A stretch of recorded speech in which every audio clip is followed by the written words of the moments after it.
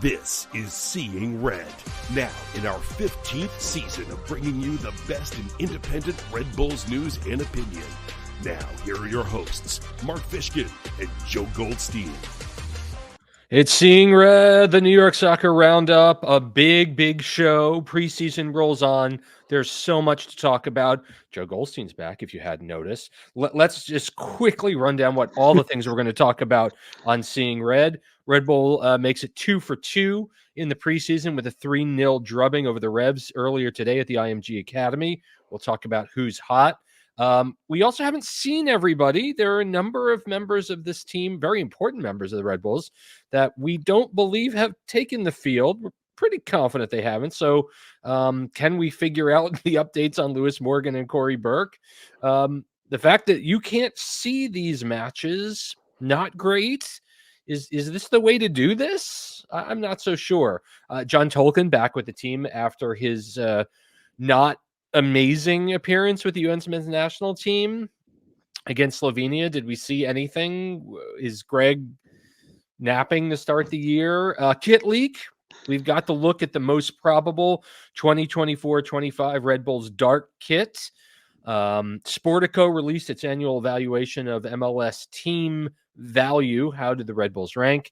And then all you people complain about the refs all the time, and we might not have top flight refs to start the season this year, what that will mean to the league, to the team, everybody. Our guest tonight is Gustavo Guimarães of Territorio MLS, our good friend, who's going to give some great insight as always. I'm Mark Fishkin. That's Joe Goldstein. Nope, over there. There he is. Welcome back, Joe. How you feeling, man? I'm feeling good. Excellent. There you have it. Glad you could be back with us. Today the Red Bulls made it 2 clean sheet wins in 2 matches in the preseason with a 3-0 thrashing of the New England Revolution at the IMG Academy in Florida. It was New England's first preseason game. Of course, New York kicked off the preseason with a 6-0 drubbing over a college team. Emil Forsberg got his first goal in the New York uniform in the 9th minute on a penalty kick. Elias Manuel took a great feed from Julian Hall right before halftime. It's Brazilian's 3rd goal this winter. And RB2's Mohamed Sofo scored in the 65th minute to close out the scoring. Joe, 2 games, 9 goals scored, 0 conceded. I want your hot take right now. Are we winning MLS Cup? Yes, we are. Oh, thank God. I don't think like the preseason is, not to say is as critical for RB, but it has less demands to learn the system. All of the players you mentioned have been here, kind of know the system. Sandy Claus is going to put little wrinkles into it, but it has not been a tremendous climb for them.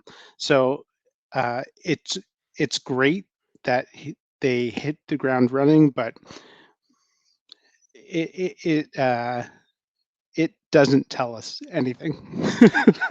But still, I'd rather have 9 goals in the net and a number of them by New York's much maligned forward core than none, because nor could we have really looked at last season's preseason results and were able to project what we were going to see during the regular season. Players like Sofo and Ibra Kasule, draft pick Aiden O'Connor and Bento Estrella, all players deep down the roster that have gotten some time during this preseason. We've yet to see Cam Harper. We've yet to see Corey Burke. And although there has been photo evidence that Lewis Morgan is there, and though our friend JJ Pavlik of Bad Dog Sports noted that he's healthy and ready to go, we don't know. And we haven't seen him. The team isn't going to take any questions until the rescheduled Forsberg and Schwartz presser, which is a week from Friday on February 2nd. I guess the question is, what do you make of it? These are generally closed sessions, and should Red Bull fans be worried necessarily, given that we're coming up on 1 month until the season kicks off in Nashville? I don't think they should be worried, but all three players were mending uh, at the end of the season, and in Lewis Morgan's case, the whole season Yeah. for a penalty kick. Um, and I'd rather them take their time. They last year, everyone who was hurt was rushed back, and to their detriment, and to the team's detriment. So I'm really glad that, in my mind, they're holding back because of the reintegration and rehabs. Um, Maybe players are in flux. That's the worrying sign to me. But until they say it, I'm going to go with rehab. All right. I mean, and again, it's really a week and a half until we hear what Sandro Schwartz has to say about Lewis Morgan, about his health, how he'll be Yes. integrated back into the squad. The team has scored 9 goals. They've conceded nil in pretend games that don't mean anything. But I think it's safe to say that the Red Bulls will be a better team with the Scotsman on the field. Okay. There's been a lot made over the last couple of weeks of the Inter Miami Love Fest that's happening, which it's hard to understand that that'd be happening otherwise. But Inter Miami has their preseason global tour kicking off. They've been in El Salvador, they've been in Dallas, they're going to Saudi Arabia, they're going to Tokyo, they're going all over the place. And every one of the remaining 5 games on Inter Miami's preseason schedule will be televised on MLS Season Pass.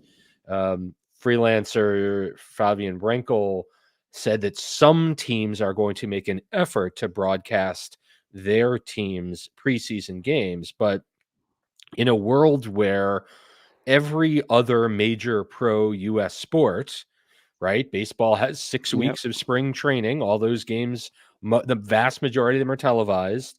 NFL obviously has their now 3 preseason games that all are televised. Hockey, basketball. Why? And in many cases, the sports teams are charging top dollar to attend these games. And the question is, why is MLS different? I mean, why can't fans go to IMG Academy and watch the team just like Yankee fans go to Tampa or Met fans go to Port St. Lucie at the beginning of the season? What is this? What are we I doing wrong here? I have conflicting thoughts about this because uh, the team should, train behind closed doors at the start of the season. It's critical that they get to know each other and um, lock step, essentially. But with the games, there's no reason that they couldn't be televised. That's the They earliest there's no reason in Seeing Red history. It's January 24th. I have to make a notation here. January, there's no reason 1X. Okay, thank you. um, there's no reason the uh, uh, games could not be at least televised because uh, Apple's conglomerate, like it should be more games, and it effectively has put us at less games, and it's mind numbing. Um, Sometimes they, the first leg of the preseason is behind closed doors. The second leg Right. is in front of fans, but I don't know why they couldn't capitalize on this, and it's leaving revenue on the table.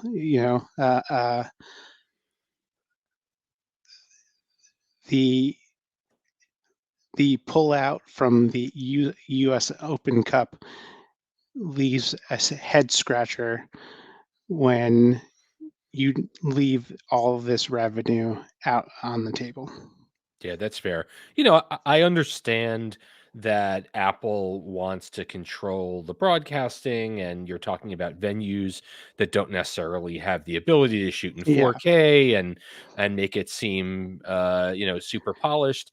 I mean, my Remind me, is like the MLS2 broadcast, or well, no MLS MLS Next Next Pro Pro broadcasts are not. broadcasts are awful. No, they're not good. They're often done by robotic cameras. I was about to say both of my high school kids played on a platform that was a streaming laptop with a camera attached to it, connected to the internet. Yeah. And I, paid $10 a month, and sometimes you'd get an announcer that knew what they were doing, and sometimes you'd get a robotic camera and no sound, and sometimes, but at least you could see it. So, maybe it's just a question of time, Yeah. and maybe things will get better. But I know that fans will be able to visit the Coachella Valley tournament, Yes. although those matches, from what I understand, will not be televised unless individual teams decide to shell out their camera and laptop. We shall see. Yeah, go and like live stream the games on Instagram. Yeah, that would be perfect. Yeah, see how quickly junior press officer tackles you Yeah. standing at the side trying to broadcast. All right. You have John, to deal with the running of the cameraman, but it's perfectly good. there you go. John Tolgan is back with the Red Bulls. He didn't play today in New York's 3-0 win against New England.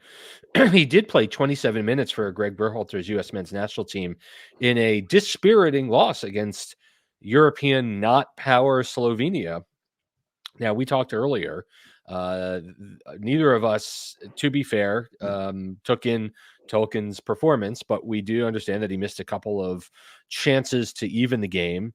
Some might say simplistic chances to even the game.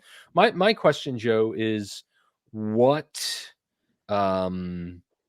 why in the world didn't Greg just put out the U23 team that's going to play in the Olympics this summer? Like, I understand capping younger and younger players are meaningful, Jack McGlynn and other players, like that's great, but shouldn't this opportunity have been used to try and get the nucleus of an Olympic team on the field to really truly see what he has? Even if he gets drilled, it's like, Yeah. look, this is my U23 team, and this is what I need to know.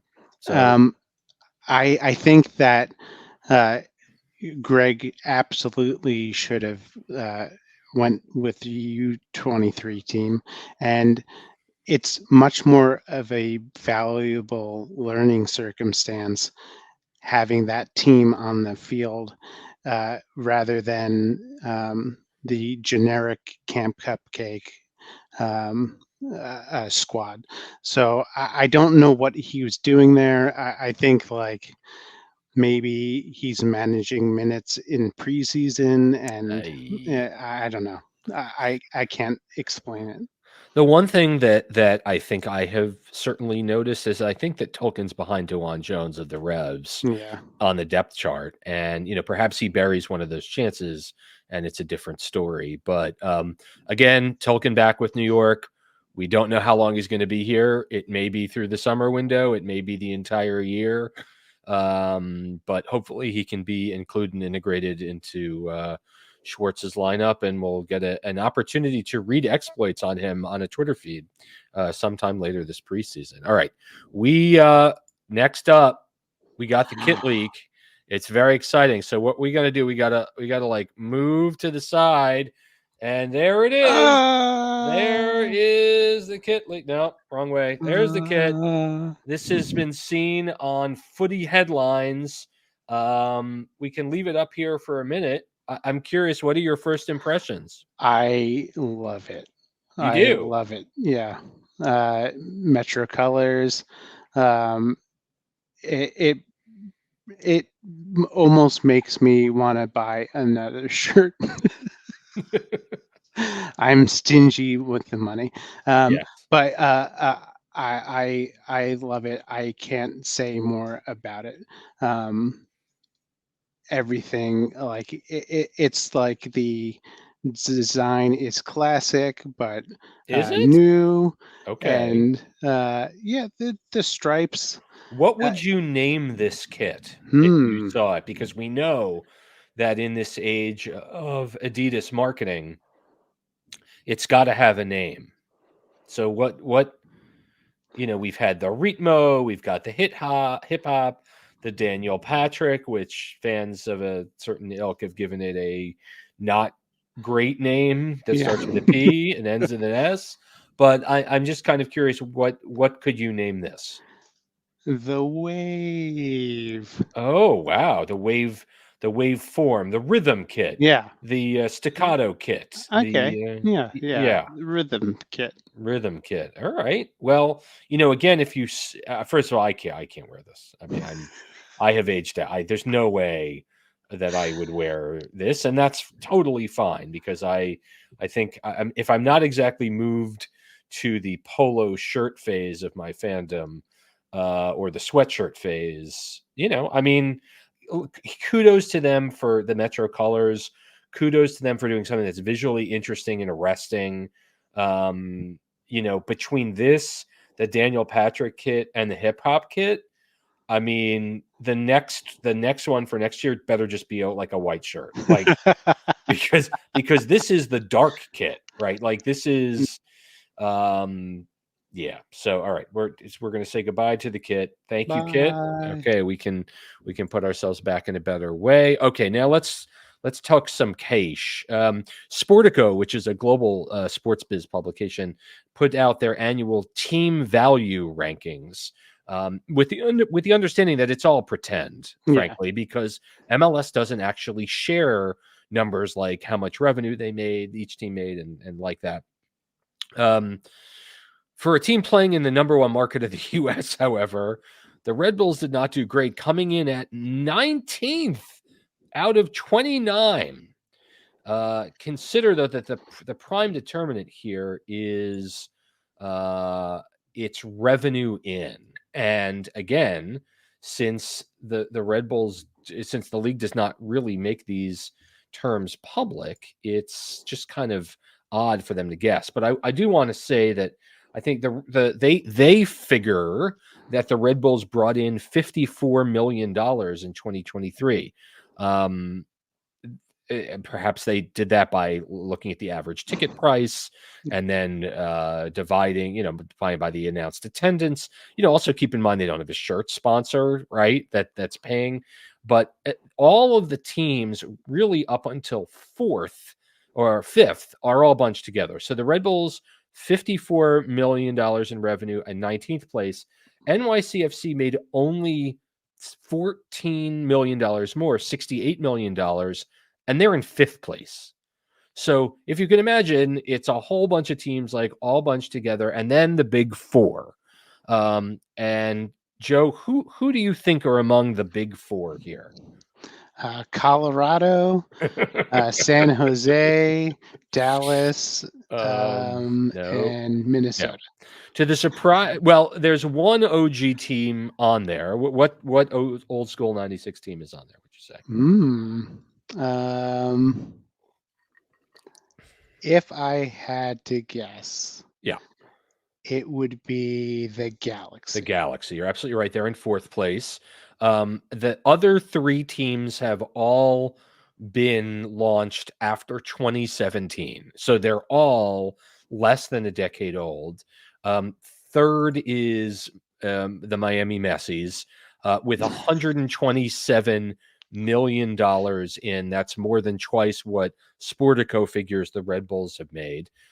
Next is Atlanta with $123 million. I don't know how maybe it's something to do with the trend line growth year over year.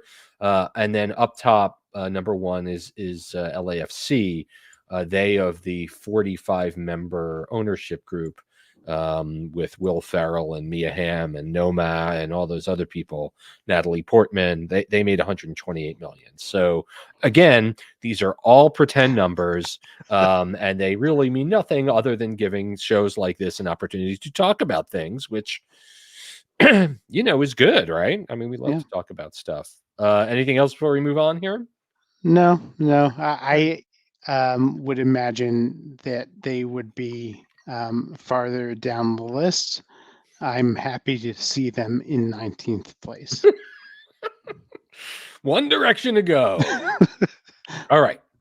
Before we bring on Gustavo, we have to discuss that Pro. For those of you who may not know, that's the Professional Referees Organization, and they are the organization that sends referees to professional league games, both in the men's and the women's league. They voted to authorize a strike against MLS next month, and that, in theory, would continue certainly to the start of the season.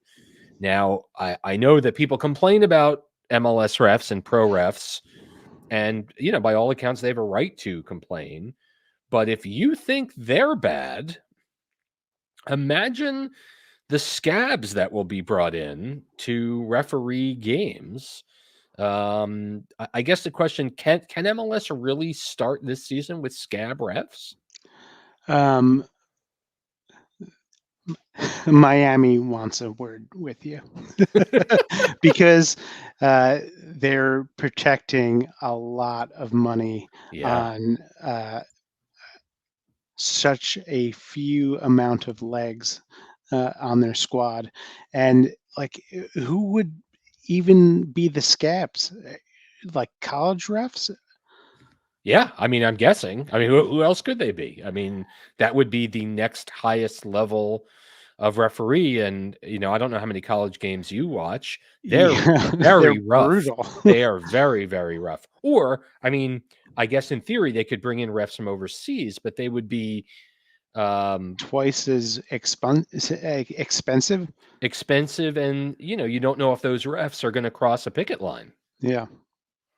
But I appreciate, although we try not to look through on everything on the show through a messy lens, you have to think, right, in a world where people in theory could be hacking the crap out of the very expensive and somewhat less expensive MLS players, you've got to get for the highest quality. Or here's an idea.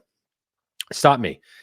You signed a $2.5 billion deal with one of the 7 most valuable companies in the world. Actually, I think they're number 2, only to Microsoft now.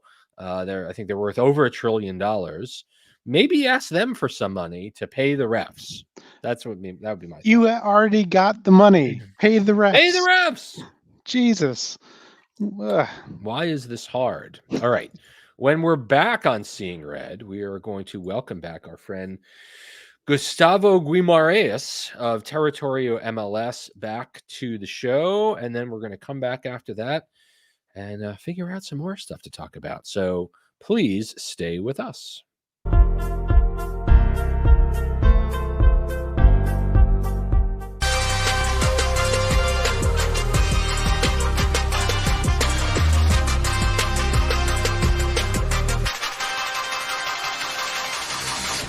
We are back on Seeing Red, the New York Soccer Roundup. Mark Fishkin here, and so very pleased to welcome back to Seeing Red for the first time in 2024.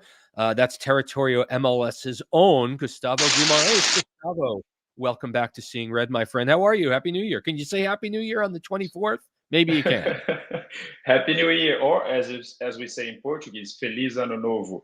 It's always a pleasure to be here, and I'm looking forward to talk about the Red Bulls in the upcoming season. 2 handsome men with beards and black t-shirts. It's a great way to start. Gustavo, what do you make so far of this offseason? Obviously, we've seen Forsberg come in. We've seen Noah Ayla come in. We're at the Roland Mitchell signing. But with Luquinhas' departure, it leaves the team with an extra open DP slot.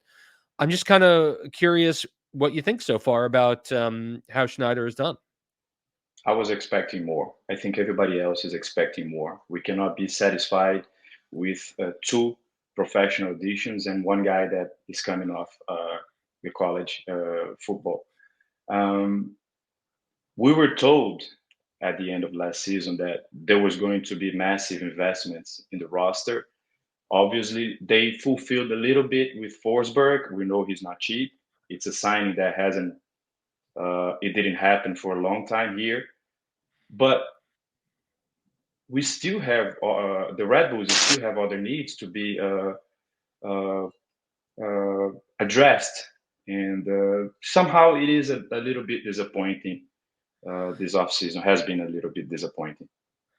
If Van Zier's second season in MLS illustrates the kind of quality that we had all hoped from him, right? I know a lot of fans out there have said we really need that DP striker. We really need that DP striker. He's that DP striker. I mean, this is a guy that has led a league in scoring in his time. And while obviously 2023 was a horrific year for Van Zier, do you think that Schneider feels perhaps, we're going to roll out Van Zier, Lewis Morgan, although we're unsure whether he's played yet, and we'll see a little bit more perhaps today against the Revs. Our fans that game will be done by the time our fans see this. But if those two pieces return healthy and in a productive manner, is that going to be enough? Then it's a game changer. Obviously, we've seen what happened to Morgan last season. It's a fresh new start for him. Van Zier as well. And I do think when it comes to Van Zier, he needs another opportunity to show what he's able to, what he's capable of. Now that he has a new head coach as well, a new number 10 to help him too, a guy with extreme qualities. So it is the right thing to bet on Van Zier once again. It is the right move. I want to talk about a rumor that's popped up in the last really 24 hours, and that's the San Jose Earthquakes' Carlos Gruezo, Ecuadorian, yes, Colombian or Ecuadorian? Ecuadorian. 28 years old. Right, central defensive mid. He is a DP right now with San Jose. I'm kind of curious, in a world where there is a young core of central defensive mids on the Red Bulls, do we need him? Do the Red Bulls need a number 6, a DP6, in order to take the next step here?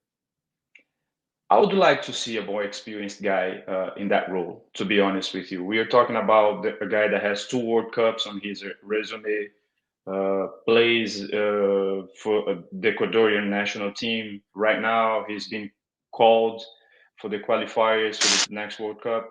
Yes, I think it's not the biggest need right now, but I would like to see a guy with more experience. Not the number one need. The number one need would be a striker, no questions about it. But if they do bring Gruezo, I'm fine with this move. The Red Bulls have played one preseason match so far, a 6-0 thrashing of a D1 college side at IMG. The Revs game, as I said earlier, will have happened earlier today by the time this show is released. We know that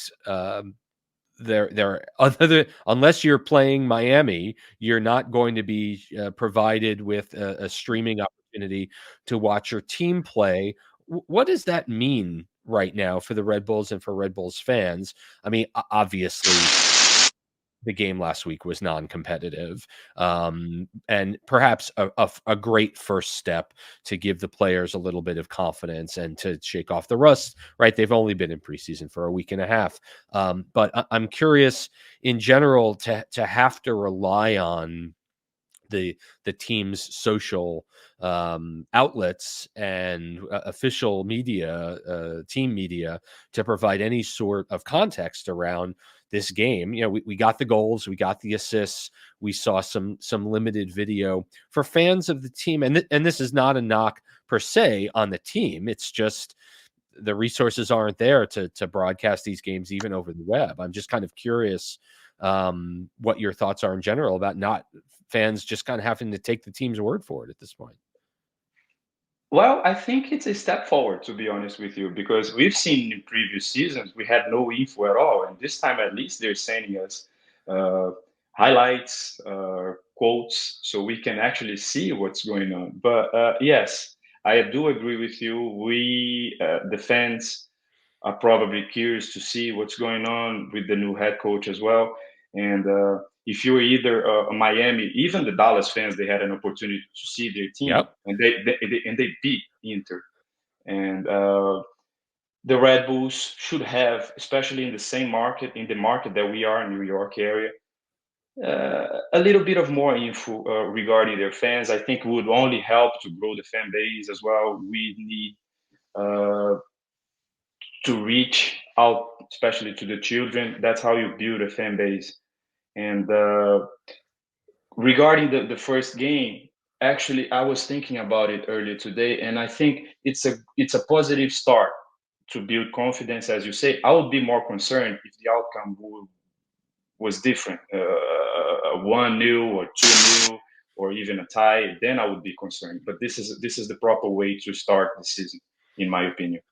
You had mentioned connecting the kids, and the Red Bulls Academy made a little bit of news earlier this week by announcing that they're going to continue to push down the program at no charge all the way down to U10, and it was, I believe it was a year or 2 years ago that they made the U11 level at no charge. And I think what you're seeing over time is an understanding that the team has such a priority on homegrown talent, and you can see it.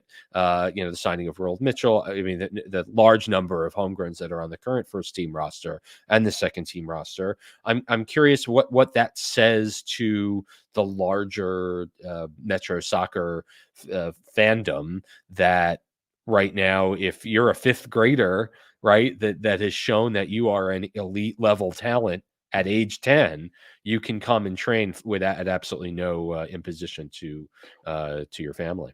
Well, from my perspective, I have a soon-to-be 7 years old son, so I was super excited when I was reading that email they sent to us, and I thought to myself, I'll talk to my son tomorrow. As soon as I see him, I'll have a word with him. And this morning I said to him, "Hey, buddy, do you want to have a trial and maybe play for the Red Bulls in the future?" And he said to me, "Yes, I want that, Daddy." So it's exciting, not only to me, for everybody else that who's out there and wants to have a career in soccer, or at least try to have a career. It's an important team. We know it's culture or focusing on homegrown talent. So for kids around this area, it's exciting, and the parents as well. So there's no cost. It's free. Why not? If you're good enough, right? If they If if you're they good can enough. identify the talent, when you think about the number of soccer development programs in the area, and as a parent of two kids that went through both of that, I can tell you it is a significant investment of thousands of dollars a year that does not involve buying cleats and uniforms and the travel and all that good stuff. So the continued, it can be a dirty word, but the continued professionalization of youth sports and youth soccer, the idea that here the preeminent pro team in the area is dipping down and saying, yeah, we will continue to take them. There's no doubt a tremendous amount of pressure on these young players. And by following the typical model, right, these are players that are getting evaluated every year. And if you're good enough, you stay. And if you're not good enough, they say thank you very much. And that can be devastating to a young player. You see it all over the world, right? With those young players in traditional soccer markets. And that kind of rejection can be a really tough nut to crack at that young age. But for, the Red Bulls are looking for diamonds here. They are really looking for the absolute 1% of the 1% of the soccer talent in this area. So really, really interesting. I do want to spend a minute talking about Gotham FC for just a second, if Sure. that's Sure. a topic you're comfortable talking about. The team is growing up.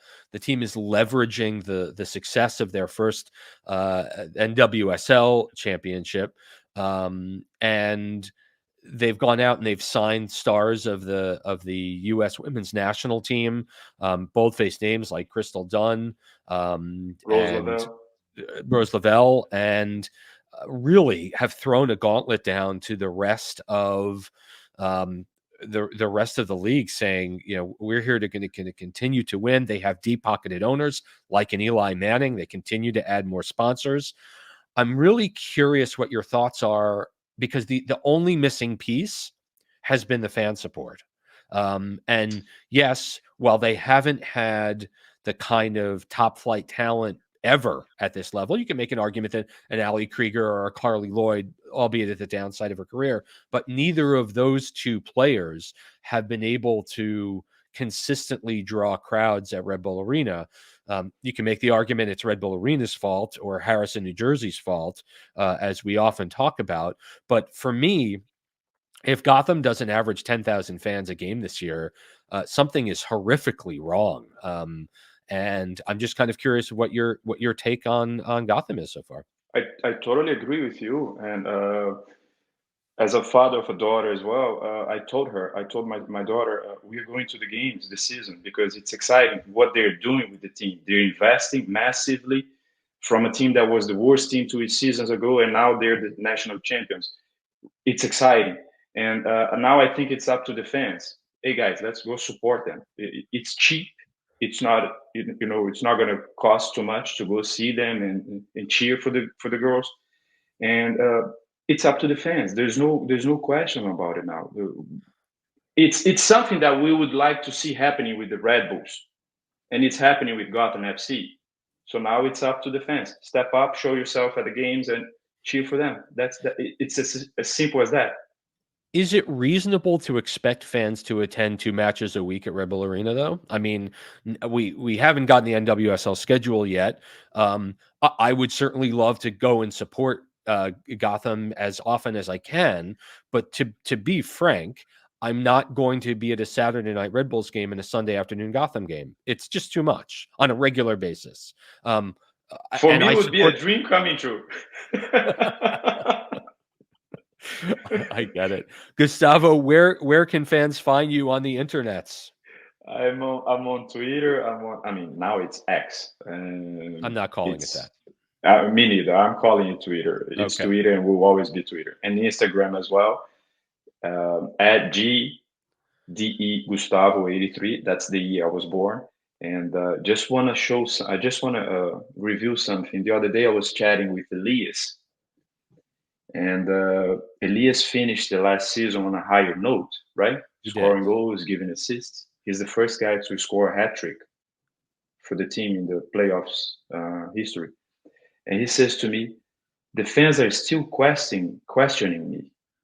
And it's just a heads up to the fans. Show some support to him. I know he's not perfect. I know he lacks a lot of things. We can call it as that. But just give him some love. I agree that Elias is a human being, and he did show some scoring prowess toward the end of the season. I think, while I certainly don't speak for Red Bull fandom, I mean, if he is more consistent over the course of the year, right? I mean, if he scores 10 goals next year, I think fans will absolutely get on him. If he comes on late, gets some game winners, nabs a goal or two, I can see the fans absolutely warming to him. I also see Elias's point. Like, I did it, when in big moments, and he deserves the support. We should be supporting of all of these players. Absolutely. What I don't want to have happen is, as we know, there's always got to be a GOAT, right? There's always got to be a hero, and there's always got to be a GOAT, from Alex Muil to Tom Barlow. The fans pick a player that they lean on, and they're like, no, this is not working out. I do not want that to happen for Elias. He's a young player still, and the way that he can make sure that doesn't happen is by scoring goals. Absolutely, absolutely. And let's be honest, we have a solid defense. The guys in the back line, I think at the MLS level is a solid. We can consider it as a solid defense. A lot of options in the midfield, especially center midfielders. Our guys up front. Let's hope for the best. Gustavo Guimarães of Territorio MLS, thank you so much for joining, sir. I know we will speak to you plenty over this season, and the season approaches. So thanks so much for joining. Always a pleasure, Mark. Count on me all the time. Awesome. We've got more Seeing Red coming up after this short break.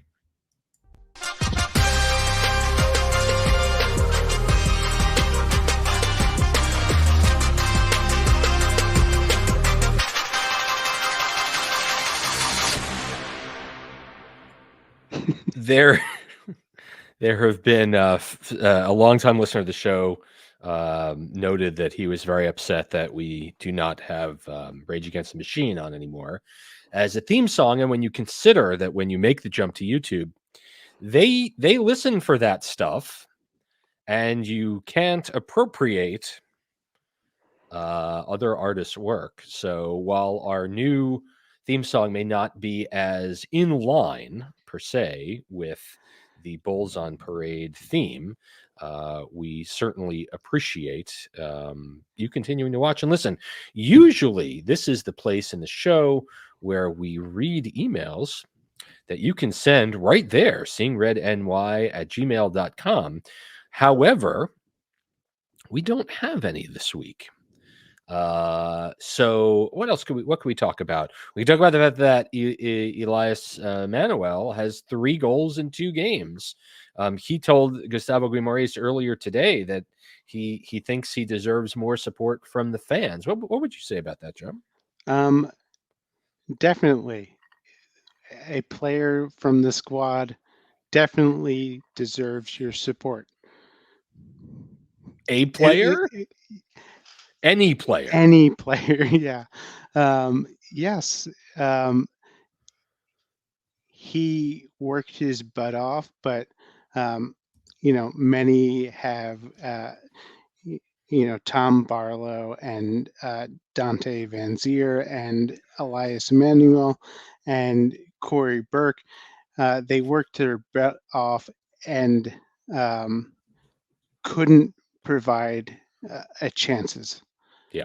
And you're seeing a team that, you're not seeing the team, but you're reading about a team on the Twitter timeline that is providing those chances, and maybe it starts to build confidence and stuff. But you should always support a player in the jersey. That's how I feel. Yeah, I will just counter, and I talked about this a little bit with Gustavo. Should is doing a little bit of work there, right? Yes. And unfortunately, as we talked about, there's always one player who gets the ire of the fans. And if Manuel wants the support of the players, agreed. He came on strong at the end of the year, playoff hat trick, awesome. Keep going. Score 10 games for us this year, and you're going to be in really good shape. The Red Bulls have their last game in Florida on Saturday. They're going to take on the Chicago Fire on the 27th, and then they'll fly home for a week. We'll have an opportunity to meet with Sandra Schwartz and Emil Forsberg on Friday night. So I'm going to say that we are not going to be back next week. The fact that the team will not be speaking to the media, frankly, before then means that we're not going to come back and talk. We're going to wait until we have those interviews and we get some good sound bites and we bring them to you the following week. But nevertheless, tomorrow is a month from opening day. Joe, where is your excitement level? Is it here? Is it up here? Like, where is it? It should be up here because I haven't seen the team yet. It's down here, but I could easily get it up here. Okay. I mean, a 6-0 win over a bunch of college kids and a 3-0 win against a team that made the playoffs last year. Yeah, Like, that's okay, right? that's okay. And I want to suggest, Yes. if one of our listeners, I could take a crack at it. Royalty-free Rage Against the Machine, I'm all ears. Like how you do that? Yeah. I think they own the arrangement. Like they own yes, they the own the arrangement, but you can tweak it and put a spin on it, right? Maybe you could like Ba, ba, ba, ba, like ba, play it ba, ba, upside down and backwards. Parade on bulls. Parade no bulls. Okay. We certainly want to thank you so much to our guest Gustavo Guimarães, and we want to thank you for listening. We're hoping that as we get closer to preseason, we'll start to get those fun emails and all that good stuff that makes the third segment so much more. We hope to bring you interviews with the players and the coaches as we get closer to Go Day, which is just 4 weeks away. And the fact that we're up and on YouTube now means we have some interesting opportunities. We could do a little on the road post game live stuff. We could do some really interesting stuff. So drop us a line, Sing Red NY. Let us know the kind of things you want. Joe, any closing thoughts? Stay healthy, stay safe, and let's go Red Bulls. And stay in school, kids. Yeah, we'll be back in a couple of weeks, everyone. Eat your vegetables. That's Thanks so much, everyone. Have a good night.